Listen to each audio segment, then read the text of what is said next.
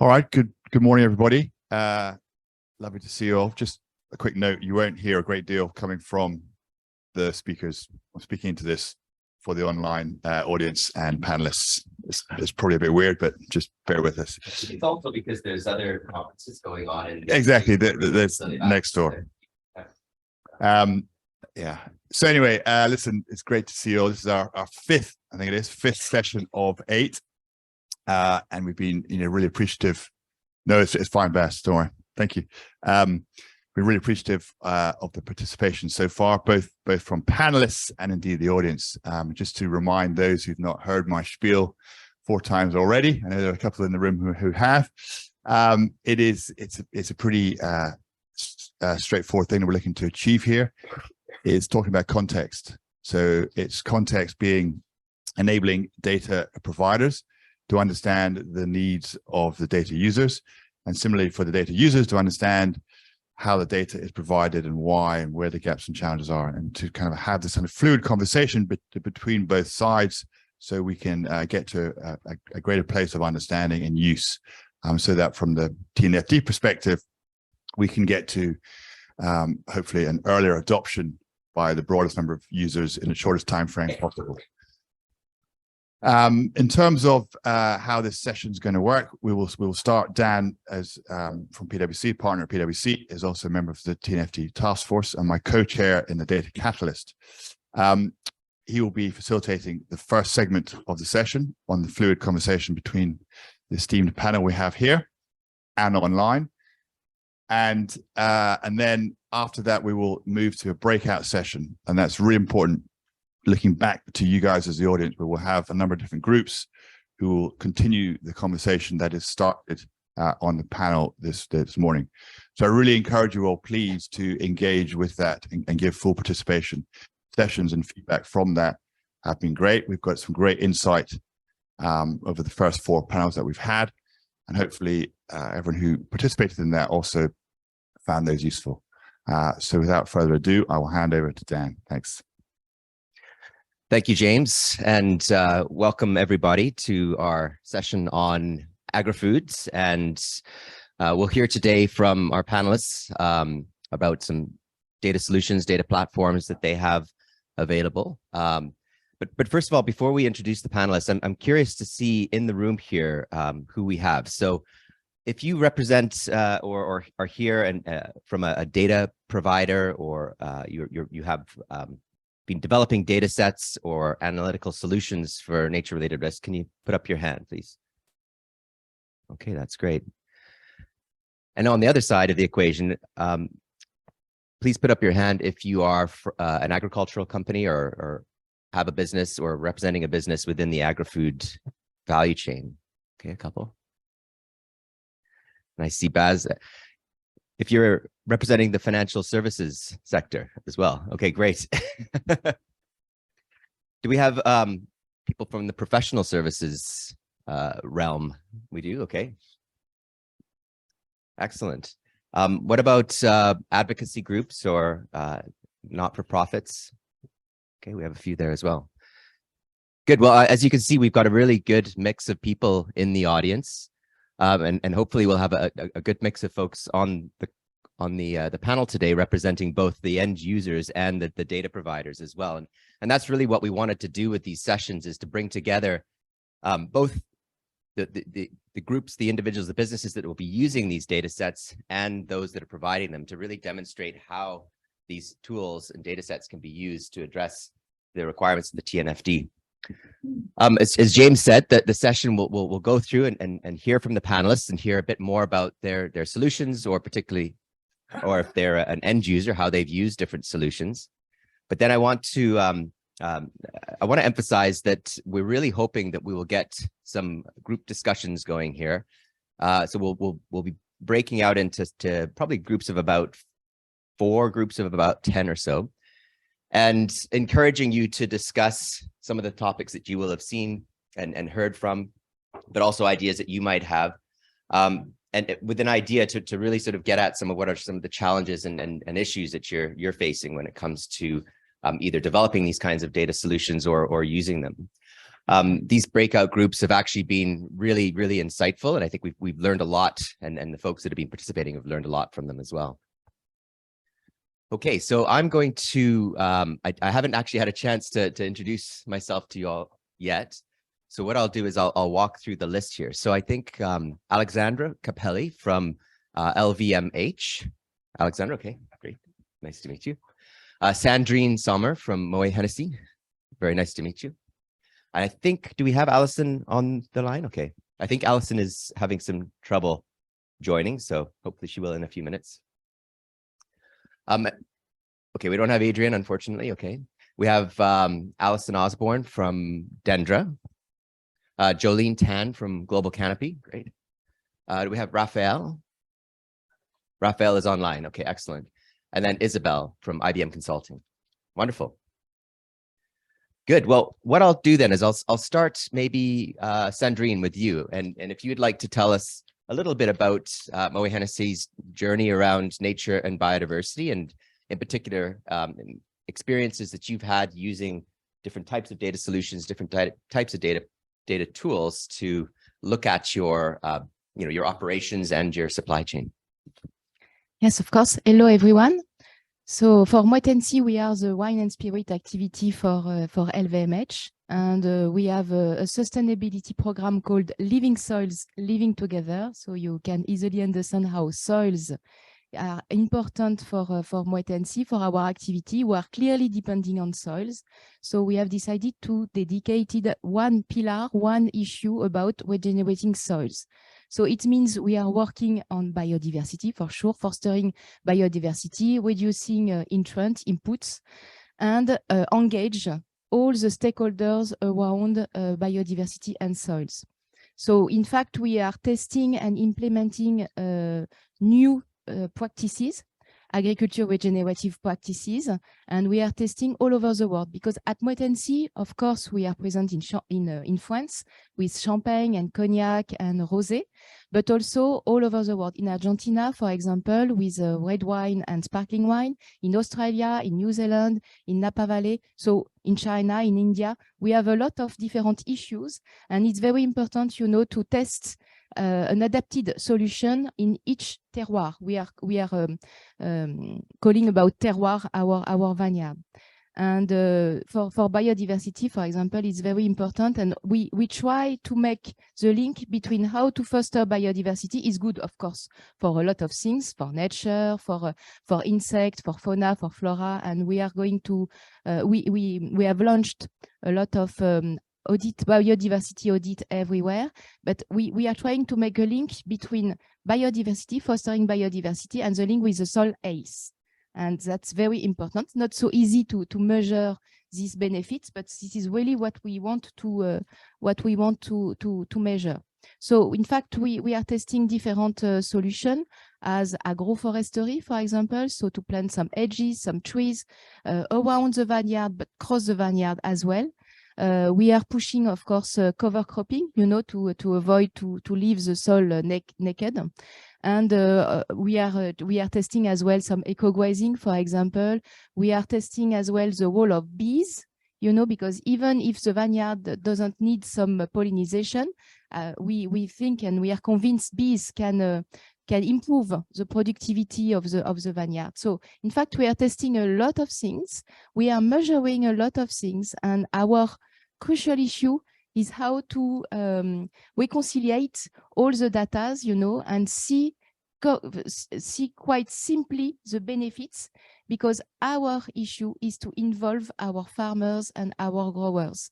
And we can do that if we fully see the proof, the evidence of the new practices, and if we have some data, some simple data to involve everyone. Thank you. So it sounds like for you, soil health is the issue that you've identified and that you're focusing on, and regenerative agricultural practices. It also sounds like you are capturing and collecting quite a lot of data yourselves, but the challenge for you is how do you then work with that data integrated to derive insights and value out of it? Perfect sum up. Thank you. Okay. Well, why don't we go over to Isabel from IBM Consulting. you could tell us a little bit about what you're doing in this space. Okay, thank you so much. Hi, everyone. I'm Isabel. I work in the IBM consulting team. However, IBM has three different main products. We have IBM Research, which involves a lot of PhDs and scientists to help to see what is in the market, the information, to help bring to our clients the best information ever. One thing that I believe there is no biodiversity without the academy. They have the knowledge, and we need to talk with them, search what they are doing. The other part is the technology. We have some tools. We help our clients. Some clients are using, we have a weather we call pairs. Some clients are using them to predict what the weather would be for agriculture. And the third part, which I'm part of, is the consulting team. I am a PhD in zoology. I spent 10 years of my life catching bats and searching for species. I know how important is biodiversity. However, 10 years ago, I could see no one was looking at as I hope they were looking at. And then I start to go and do climate change. My main goal was using climate change because the money was there to do something for biodiversity. We can merge the two of them. And I can tell a little more what we do. First of all, we have a sector on agriculture, and we have a lot of clients from this area, and they come with us with their issues. But we also have a lot of financial institutions who invest a lot in agriculture, and they ask us, what can we do?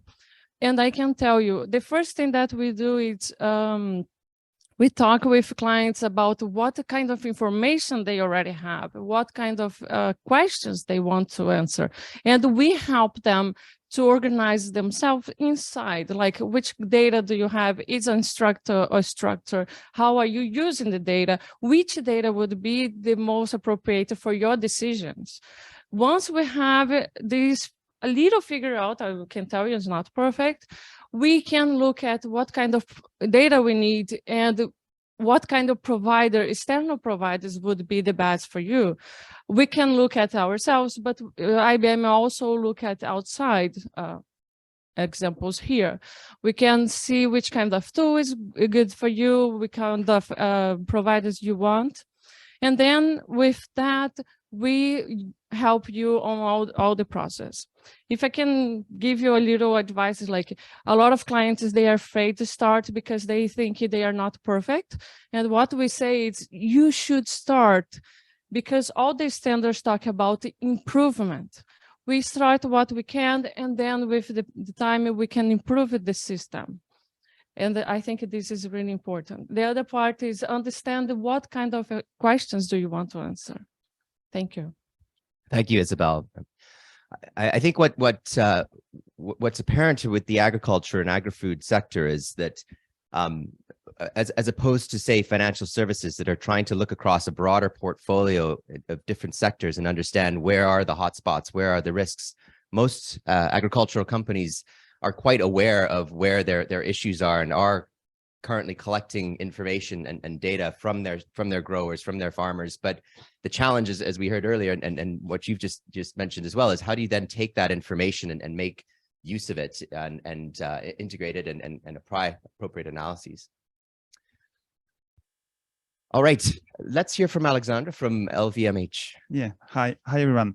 So I'm Alexandre Capelli from LVMH. For those who don't know LVMH, it's a French luxury group. We have 5 main activities: wine and spirits, but also fashion and leather goods, perfume and cosmetics, selective retailing with Sephora, which I think is in Canada, and some other activities. So to go quick, to launch our new environmental strategy 2 years ago, we have decided to implement LVMH value chain footprints, one on climate, one on biodiversity, one on water. I won't go too deep into detail for climate, but for biodiversity, we have used 2 tools, and I will come back on that. And for water, we have used the AWARE methodology. For biodiversity, as many options were in the menu, we have decided to use two and to see what are if we have the same results, the same outcomes. The first one is the impact world plus methodology, and the second one is a global biodiversity score developed by the French Caisse des Dépôts. The good news is that more or less the conclusion, the outcomes are the same, not always with the same weight, but at least the same kind of conclusion.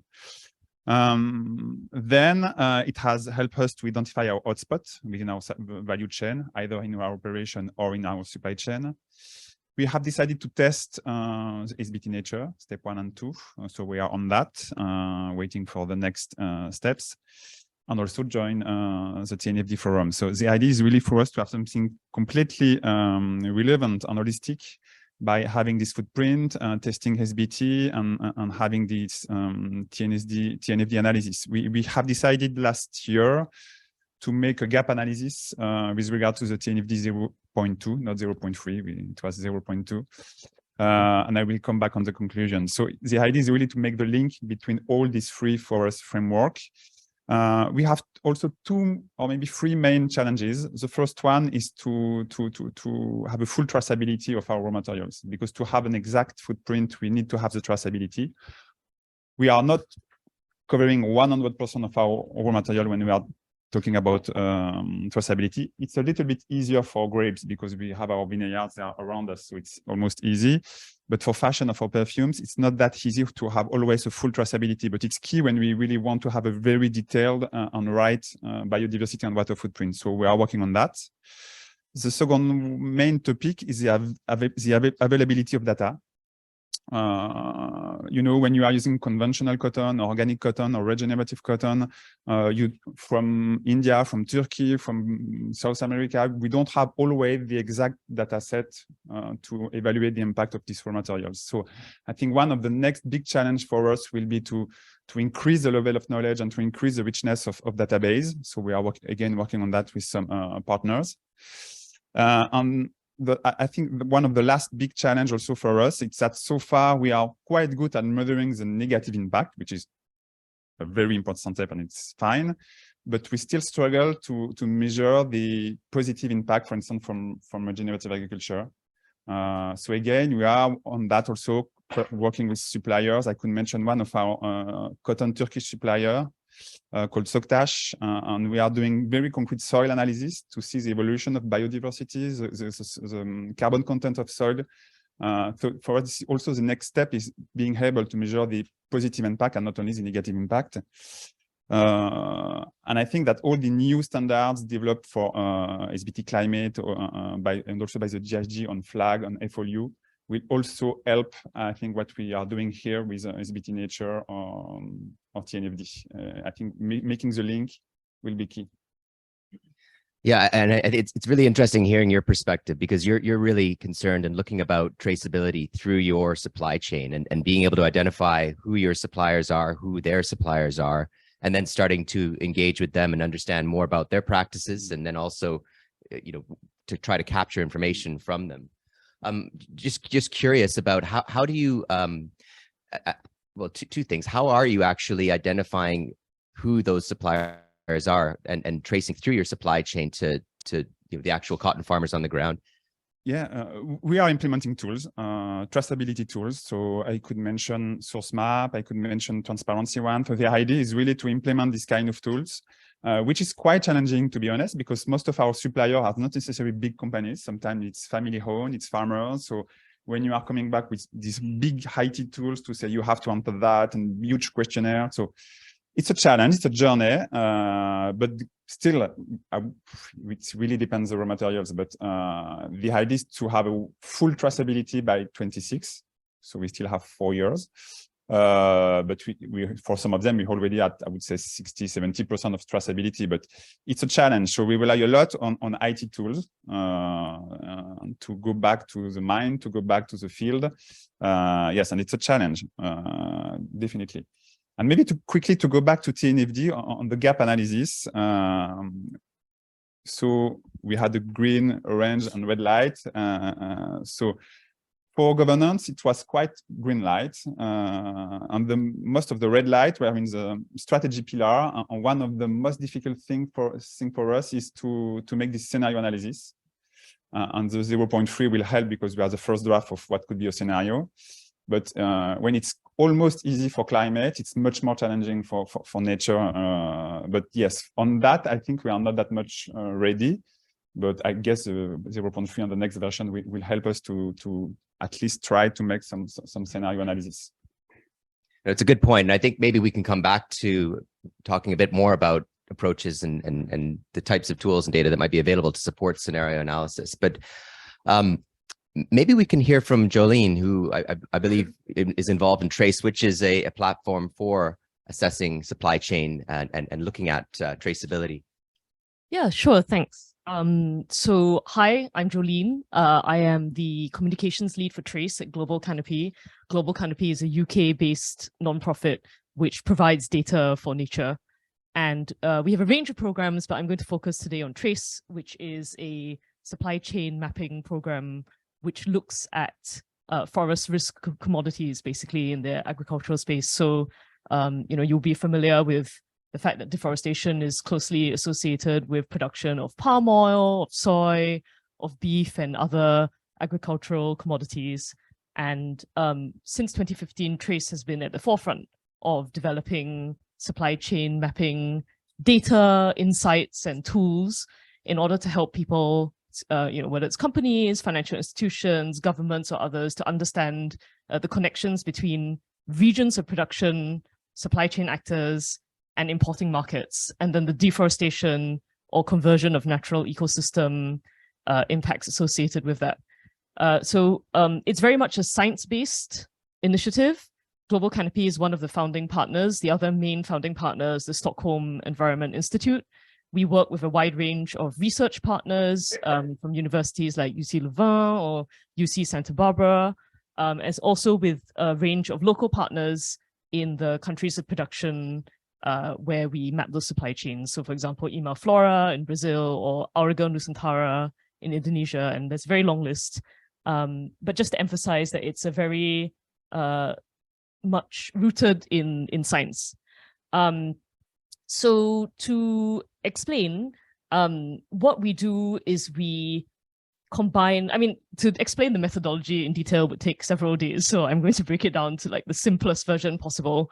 There's basically two major steps involved in what Trace does. One is mapping the supply chains for the production of these commodities. And we do that by combining a range of publicly available data sources, whether that's shipping data, customs declarations, company disclosures, which have, in some sectors, have become very advanced. So with our latest investigations into Indonesian palm oil production, for instance, we found that 87% of refined palm oil exports basically were covered by company disclosures that identified the mills that they sourced from. So in some sectors, the level of company disclosure is actually very high.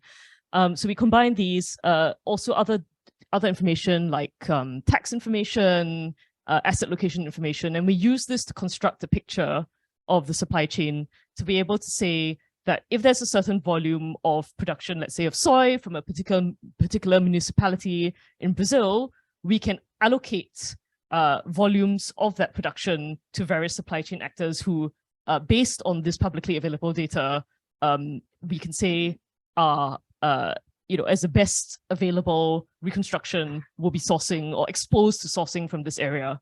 And then that's connected to the importing markets as well. And so that's the first step, is to create this picture of volumes of sourcing and trade. And the second step is then to tie that to deforestation impacts and conversion impacts. And this is based on geospatial intelligence, basically maps that tell us that, let's say 5 years ago, this was forest, and then now it is soy. And so we can then see that there has been like clearly conversion from forest to soy within this period. And then we can allocate those impacts to the various supply chains in proportion to the supply chain mapping that we've done. Like if you've sourced 60% if you are a buyer of 60%, or the supply chain map has allocated 60% of the volume from this region to you, then you are exposed to 60% of that identified deforestation in that area as well. So putting this together creates quite a powerful tool for generating insights into supply chains. So I'll give you an example. For Brazilian soy, we've just released data from on the exports from 2018 to 2020.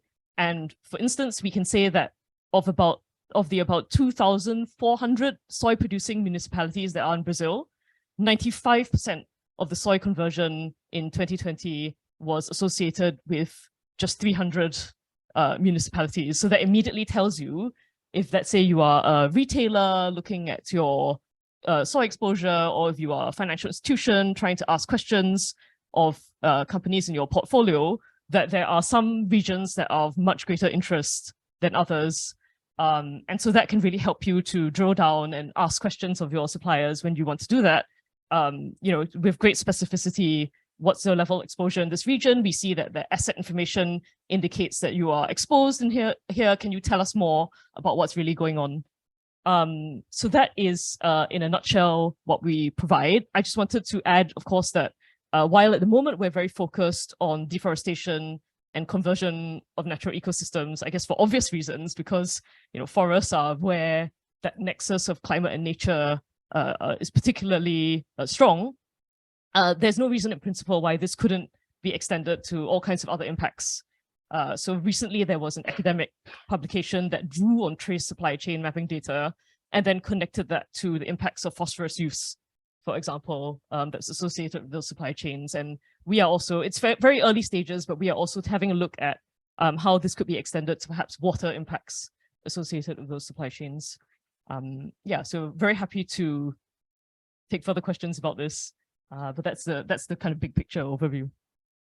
No, that's really helpful, and it's interesting to see where you're going in terms of your sort of next steps. I think we've heard a lot from agricultural companies that are trying to understand their supply chain, that it's very difficult to know at the individual farmer level what their farming practices are, but there's often information about the sort of the growing region where they're sourcing from, where there's sort of trends in agricultural practices and in nutrient use, or if they're all purchasing from certain suppliers for their crop inputs. So, I mean, that sounds like the type of information that you'll be able to integrate into Trace. And also just the identification of hotspots and areas where a company might want to do a further deep dive. And maybe that's a good lead into Alison, and maybe you could tell us a bit more about Dendra and how it's applicable to agriculture and analysis of supply chain. Thanks, Dan. And hello, everybody.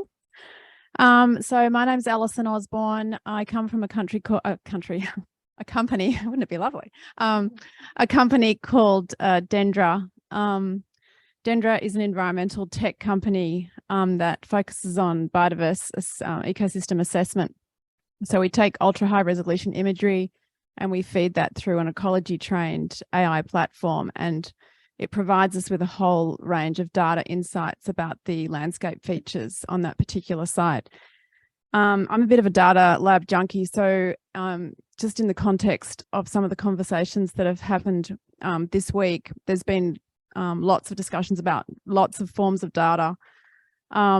We focus our data capture at the site level, so it's very specific to site level. And I think in relation to the TNFD, we've had lots of discussions about that framework and making it practical.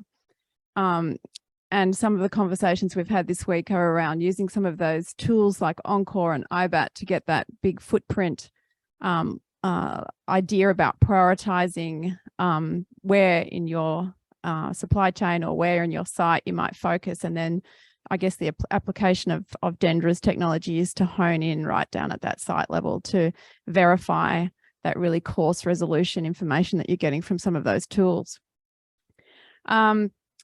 I guess just in relation to agribusiness and agriculture, I've worked in agribusiness and agriculture for several decades, and I actually remember as a child, the farm on which I grew up had ringbark trees all over it. And I remember as a child just thinking that was completely normal to have Is everyone familiar with what I mean by that? Yeah, Australia had, I think we had government policies which required landholders to ring bark all the trees on their land. So you basically cut a ring around the outside of the tree and it kills the tree. So that was just a part of my childhood, seeing that as a feature of the landscape. And I think now we've sort of come full circle, but I guess the point of that story is that deforestation rates in Australia are very high, and where agriculture has probably flown a little bit under the radar in terms of climate change. It's obviously an emitter, and methane and nitrogen are key challenges. In terms of biodiversity loss, agriculture is front and center. And because I've got the microphone and I get to have a little rant, I think, look, regen agriculture is a fantastic initiative, and it's really important that we start to look at the health of our soils. But I think if we focus on regen ag as the solution to biodiversity loss, that's missing the point completely. So in terms of addressing biodiversity loss in our food systems, we need to think about inputting some of the habitat features back into our food systems. So in an Australian context, for example, that might mean looking at some of our bigger farms and looking, if we apply the TNFD framework, looking at those impacts and dependencies, and then looking at those risks and opportunities, and where are the opportunities to reintegrate some habitat into that food production system. And that might be shrubs and trees. I know in Australia at the moment, there's a lot of examples of single trees. You see a landholder thinks they've done such a great thing and they've planted this single row of trees, and you think, what is going to live there? If you could have just put it out to 10 meters and put some shrubs into that would have just been so much more effective. So there's just little tweaks like that. I don't think it's really complex. It's just about educating and making those changes and valuing that. And I guess just one more comment about the valuing of nature. I know there's some very strong opinions about whether we should or whether we shouldn't. But if you're an agricultural producer and you've got a vegetation on your land that is not providing you with any income, and you can clear it and make $400 a ton growing wheat, well, of course you're going to do that. So we need to value nature. We absolutely need to put a price on it. So that's really where we fit. I think I've covered all my points for now. Thanks, Dan. That's great. Thank you, Alison.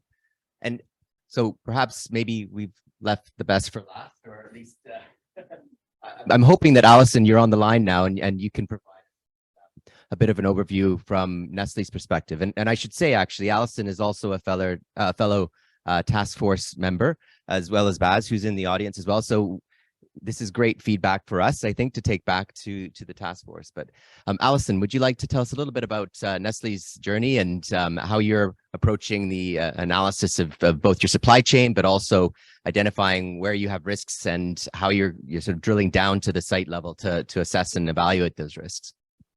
Yes, and thank you. You can hear me okay?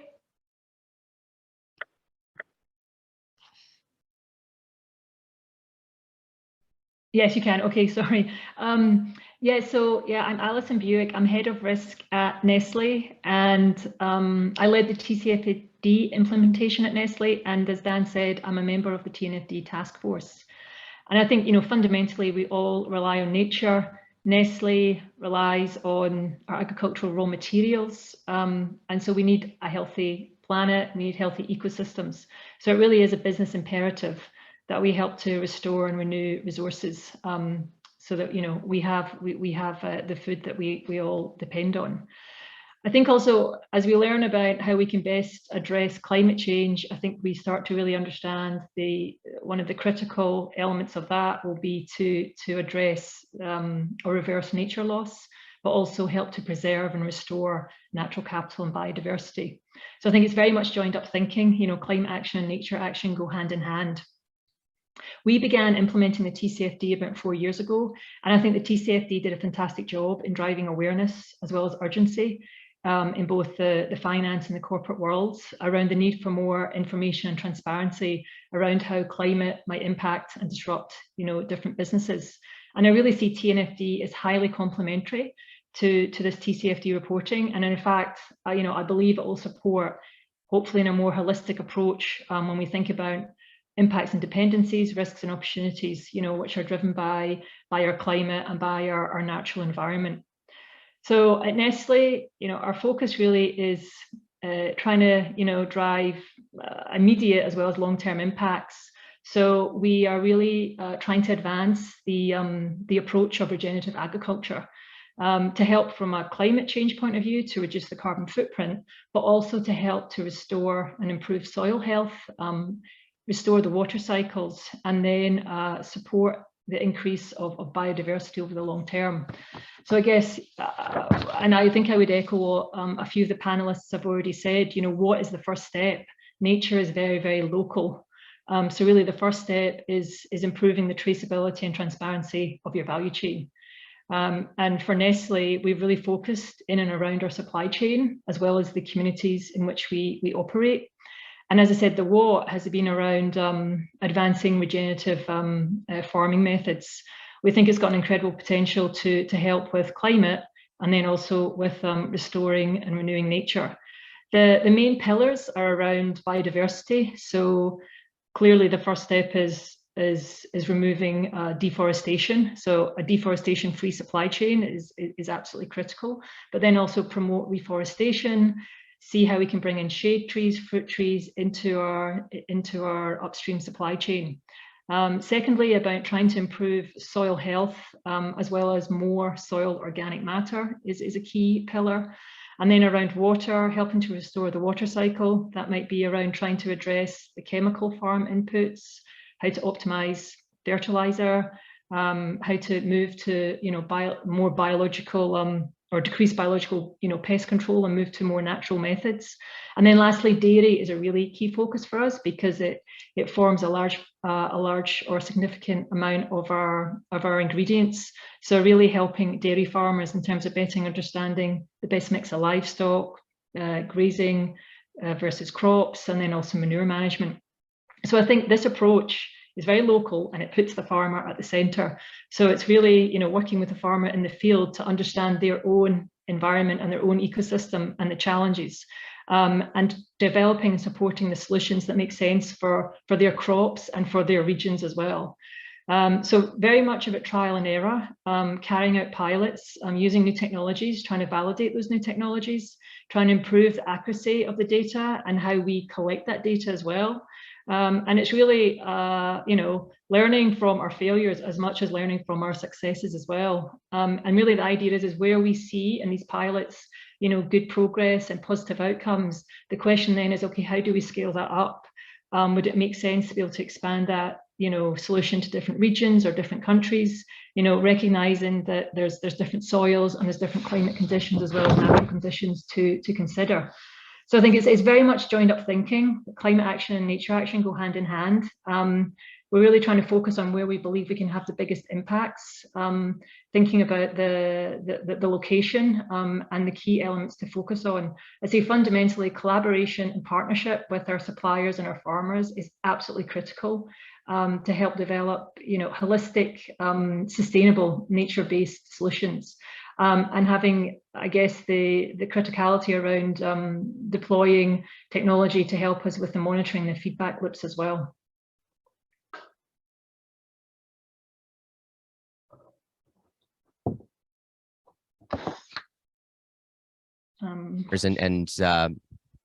Sorry, can you not hear me? I can hear you now, but I couldn't before. Okay. We have to shut off your audio so that you can hear, unfortunately. Okay. Are your farmers able to provide you with the data and the information that you require about things like the crop inputs that they're using or their agricultural practices? Are you struggling with getting the data that you need around the regenerative agricultural practices? Is there a gap there or a challenge in terms of how farmers are able to themselves capture that information and pass it along to their customers? Yeah, I think it's a good question. It's about trying to harmonize, I guess, the request, because maybe farmers have different customers.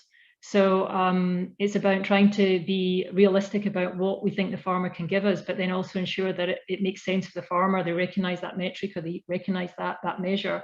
So we're trying to standardize our requests when we go out to farmers, and then also clearly the feedback from the farmer as well to better understand what data do they have that they think might be useful, in helping us in this on this journey as well. So I think it's very much an ongoing process. We had a large questionnaire survey that we sent out to many of our farmers. We are kind of uniquely positioned. We have direct access or direct relationships with about 600,000 farmers. So trying to understand from the farmer as well what is realistic, and we're still in that process, to be honest. Just said you are our penultimate speaker, because we do have one other person on the line, which is Rafael Camargo from WWF. Rafael, apologies for missing you there, but I didn't see you on the screen. But would you like to tell us a bit more about WWF and the work that you're doing in this area? Yeah, sure. Thank you. Yeah, I think most of you have heard about WWF. Is a nature conservation organization that works worldwide. But what some people don't really know is that WWF also works, let's say, more on sustainability and working with corporates as well. Yeah, one of WWF's goals is actually to halve the footprint and consumption and production of the wood. And in this line, we have teams working on corporate partner stewardship, nature stewardship that we call. And one tool that we have, it's already out there for a decade already. It's called the Water Risk Filter. This is a free online tool that was designed basically for financial institutions and companies to basically prioritize where there are the greatest risks in their supply chain. Of course, they can use only on their own operations, but doesn't make that much sense. So ideally in the whole supply chain, where the risk hotspots, so then to prioritize their action, and sometimes just to prioritize where to dig deeper and to get higher resolution or more accurate data. So this tool is rooted in spatial data at a global scale. So it's what others mentioned here. The first step is your transparency supply chain. Once you know where your suppliers are, your footprint is, then you would use these points or these polygons, and then use this tool to understand where are the risk hotspots. And of course, the tool has this global coverage in spatial extent, but also topics. It covers several aspects of water risk, from water scarcity to flooding risk, to water quality risk, also to regulatory and also reputational aspects when coming to water. But of course, water is not the full picture when we talk about nature. So we are in the process of, yeah, it's almost ready. The biodiversity risk filter, let's say, is another tool to the family. And if everything goes right, we'll be out there in January, what we'll call the WWF risk filter suite. And there with like basically these both tools, and there are more tools in the pipeline, all trying to gather more data so it's easier for corporates, financial institutions to analyze these in a matter of, let's say, minutes or hours max, to analyze thousands and thousands of points, at least in a first screening, a prioritization tool, to better understand where more efforts are needed. Because, you know, as there was Alessandro Capelli saying, they already have 90% of their traceability, but this is easily thousands and thousands of suppliers or points. So it's very hard to act on these thousands. So then these tools will help the organizations to start with the top risk points, and then, let's say, gradually extending the list more and more as in a journey.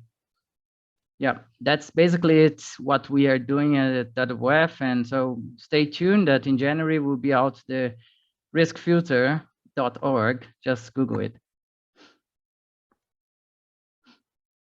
About the tools that you have around water risk, but also biodiversity as well. We're looking forward to seeing that. So I maybe have a question for the panelists, and then we'll pass it over to the audience. And I'm sure you've all got questions, and if you don't, you might want to think of some. But I think what's really apparent to me and through the discussion is that there's really a few steps that you have to take when it comes to looking at nature risk related to the agri-food supply chain. There's the traceability elements. And then once you've identified where there are high risk areas in certain risk categories, whether it's water risk or whether it's deforestation risk, then it's really starting to drill down, and then relying on either site level information that you're collecting from farmers that you have partnerships with, or using remote sensing or other solutions that are available to capture that information. I'm curious from the panelists and from your experience. I mean, we've heard about how soy, palm oil, other commodities are relatively easy to trace and to identify. But are there certain commodity types where it's just very challenging, very difficult to identify and trace back to where those products are coming from? Alexandra, I'm going to pick on you because I know in your business you rely a lot on leather, right? And I've heard numerous times that that's a very challenging commodity to actually trace back because of the way that the leather supply chain works. Yeah, you're right. Leather traceability is a challenge. But as I mentioned, one of the tools that we are implementing for traceability, which is called Source Map. And the main raw materials where we have decided to focus on is leather. For leather, the situation is a bit special because we are using the byproduct of another industry. Meat and dairy and milk. And we are not the main player in this value chain. So that's why we are struggling a little bit to have the full traceability, which is very different from the other raw material. If I'm talking about wool or cotton, we are the main player. So we can trace the supply chain. For leather, yeah, it's a bit different. So we need to discuss with some other partners, with some other industry, together to find synergy to increase this level of traceability. So we are on it. Yes, because it's almost done to have the traceability until the slaughterhouse. It's quite challenging to go to the farmer because we don't have the direct link with this kind of farmers. So we are working on it, discussing with all the partners. So, but you're right, it's one of the most challenging for us, at least for fashion. It's a bit different for cotton or leather. It's other difficulties. I think the same is true for other sectors that are using byproducts of another. Like I can think of an example in forestry with biomass, where residuals from sawmills are then used in producing biofuels, for example. You need to convince your partner that they can have an added value to bring this information. So is it financial? Is it we need to find the right point to convince them to share this information. So yeah. And maybe a question then, just to follow on to Jolene, is the reason why soy and palm oil are relatively easy to trace because of some of the certification schemes and requirements that are placed on those suppliers, whereas you have other commodity types that maybe don't have that same sort of rigor around how they're being produced, because there's maybe aren't certification schemes or certification isn't as prominent as it is in some of those other commodity types? Yeah, I mean, in a sense, this is a massive question. So even within a given commodity, it varies a lot between different contexts as well, is in different countries of production. And, if you go to our website, trace with an S, TRASE.earth, and you have a look, like we release like a detailed methodology and information on our data sources for each combination of country and commodity, because it is massively different. And I guess just to answer more specifically the question about certification, it's not really about certification, because ultimately the volumes of any, or the market share covered by certification for any commodity is not particularly high. Like it may be more prominent in palm oil, but even then it's still not a large share. I think in that particular case, referring back to what I said earlier about there being greater company disclosure, I think it has to do almost certainly with the fact that palm oil as a commodity, received a lot of scrutiny from the public and a lot of attention. And that has really sort of spurred the sector to develop more transparency in a lot of ways. So it's incredibly variable as between country and as well as between commodity. So for instance, on the other end of the spectrum, in terms of like very low levels of traceability, we recently released data on cocoa. And so in the Côte d'Ivoire, which is, you know, the world's biggest cocoa producer, our findings were that, you know, from our point of view, something like 55% of the cocoa was just completely untraceable, either because people buy from, like companies buy from intermediaries and they don't know who the intermediaries buy from, or they just don't release any information. I think that in terms of moving forward with this, what's really needed is for companies within each sector and in particular sort of geographies of production to work together in order to fund a more consistent standard of traceability and disclosure across the sector, because I think that will also make things like easier for all the players in the market if there's that kind of collaboration. And we're also sort of encouraging, I think, countries of production to look at investing in public traceability systems. So Côte d'Ivoire, for instance, has mentioned that, you know, has announced that it is looking into that for cocoa. But this is, you know, obviously quite a large undertaking, and it's also something that the private sector could do a lot to support in terms of working with and resourcing those public traceability systems. That's great. Thank you, Jolene. I could continue peppering you with questions because this is a fascinating discussion and some really interesting points of view, but I want to give the audience an opportunity to ask some questions. So would you like to go ahead?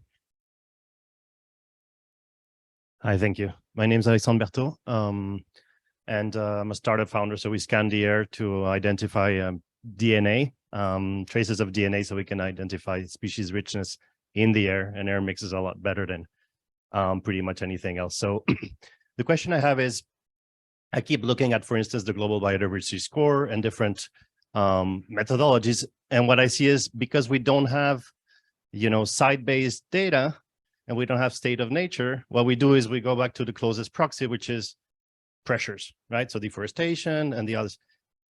I'm a bit afraid, because if that proxy is not right, we might just be going on the wrong direction. Just if there's a, you know, 10, 20% variation, you know, and that's probably a lot more than that. What we're doing is actually not accurate at all. So the question is more about, why aren't we investing in, I mean, today we can do it at a tenth of the fraction of the cost of what, you know, sending a taxonomist to the ground. So the question is more like, why don't we invest in the actual, you know, site-based, and it can be with drones, it can be, I mean, I'm saying that we're the only solution, but basically, why don't we invest in the site-based instead of, you know, going for, you know, these proxies, which might. No, that's a great question, and I think this is a theme that's come up over the course of the week. Is this there's a willingness to pay issue here about the cost and expense of site monitoring and site level information, but then there's also this concern about reliance on proxies. So maybe Alison, if you're able to speak to that from your perspective in terms of how does Nestle look at the use of say proxy data, footprinting tools, and your thoughts on where and how and whether there's a willingness to really invest in site level monitoring information to you know, to augment the proxy data or improve your understanding and potentially even validate what you're seeing from those models. Yeah, I think it's a great question, and I mean, maybe if we, in terms of the question, what it made me think about was the greenhouse gas footprinting, which still needs to improve in terms of accuracy as well. We're still, from a greenhouse gas protocol point of view, trying to, if we calculate our scope 1, 2, and 3, we're still using proxies and country coefficients or crop coefficients to calculate that. And I think what we've learned in that process is that by using those averages, you're missing perhaps actually that my farmers or my supplier set is doing better, or my farmers or my supplier set is actually worse than the average. So when we start to implement these different projects from a point of view of carbon reduction, we're now actually starting to measure on the farm, you know, the levels of carbon and then how they're being reduced. And then we start to compare it to the proxy values we had and say, oh, actually, you know, oh, the proxy was quite relevant, or actually the proxy was out by quite a bit, because we have, you know, we have been performing or implementing some of these practices already for a long time through our create and share value programs. So I think that we do definitely see there's a real benefit in moving to, I guess, primary data where we can collect it versus using proxies, because we can then better understand our true impacts and dependencies. So I think it's a very critical area, and that I guess for me, in terms of investments, to me, it's investment in the relationship with your supplier or your farmer, and trying to find, you know, the cost-effective, efficient and optimized way to collect that data where it's not being intrusive or heavily, I guess, labor intensive, to support with this primary data collection. So I think it's key, but I think we still have, you know, in carbon, we're still learning on that. And I think on nature, I agree. We have probably a long way to go, and we've got a lot of opportunity to better understand in that area. I think also, you know, in terms of what I think with what Nestle has done, and, you know, thinking about, yeah, mapping your physical footprint, and then it's not perfect, but then being able to overlay different data layers. So that might be at a very local level, the water situation, that local environment, the soil health, the quality of the air. We started to do that, but we still have to develop or better understand the quality of the data of that, and then how we start to, I guess, you know, use that to take action as well. So we've been really trying to build on what we did on climate. We've done a lot of modeling around our physical supply chain from a point of view of physical climate risk, and then trying to add on more data layers when we think about the broader, you know, natural environment as well. But I'd say it's a learning process, and anything that can help in terms of technology is very, very welcome.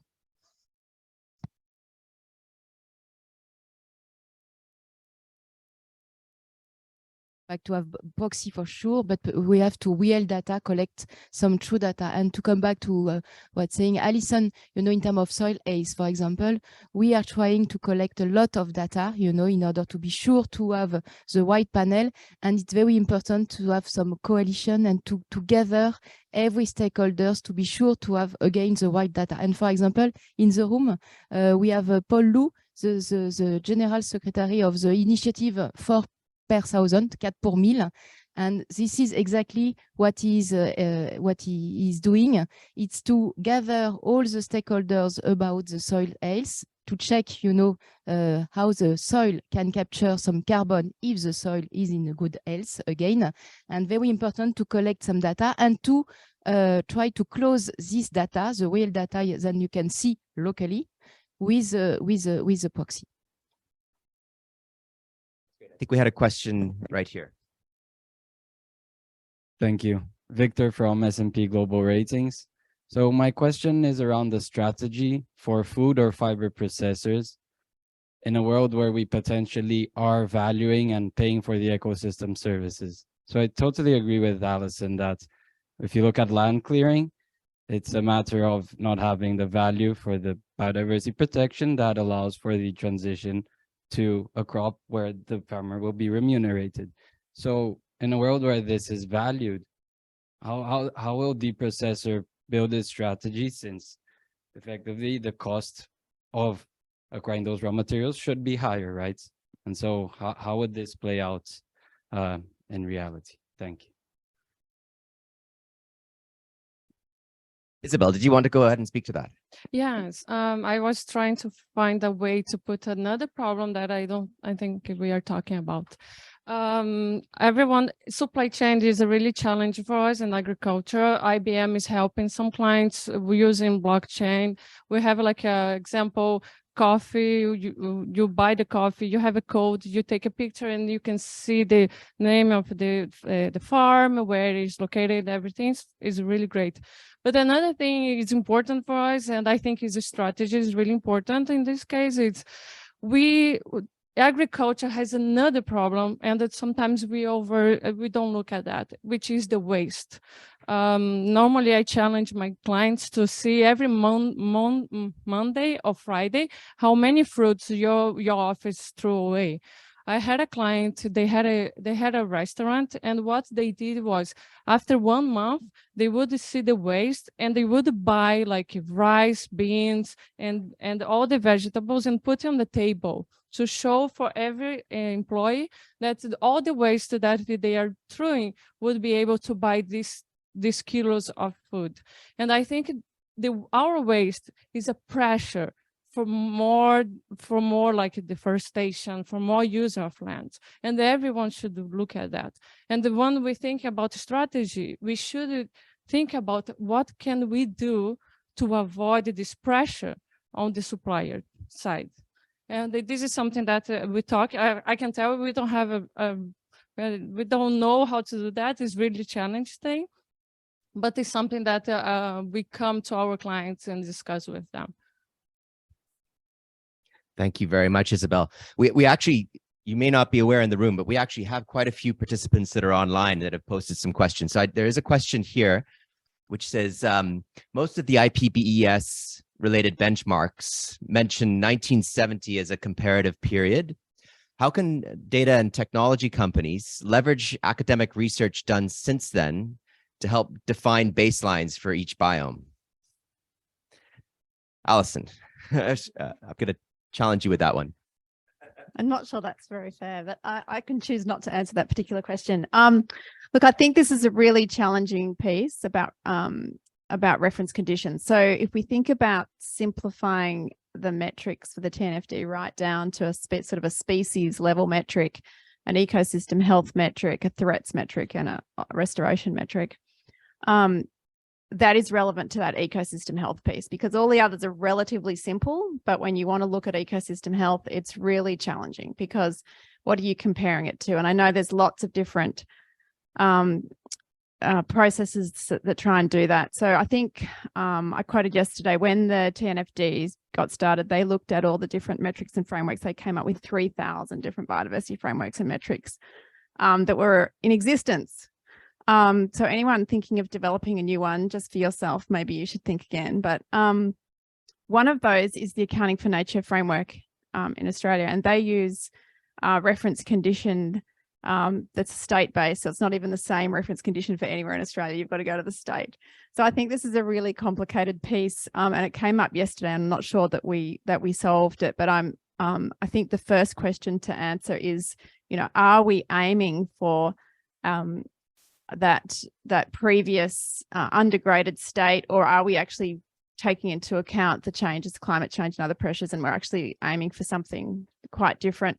The other option is to look at what remains of the pristine or undergraded vegetation of a similar kind. That's another approach that's being taken at the moment. I'm going to challenge Raphael with this question as well, for WWF's perspective, perhaps, on how are baselines, from your perspective, how should they be defined, reference conditions? Is that something that you're trying to build into the risk tools, the biodiversity tools that you are developing, or maybe the inventory tools as well? Not exactly. We don't attempt to get, let's say, the 1970 baseline.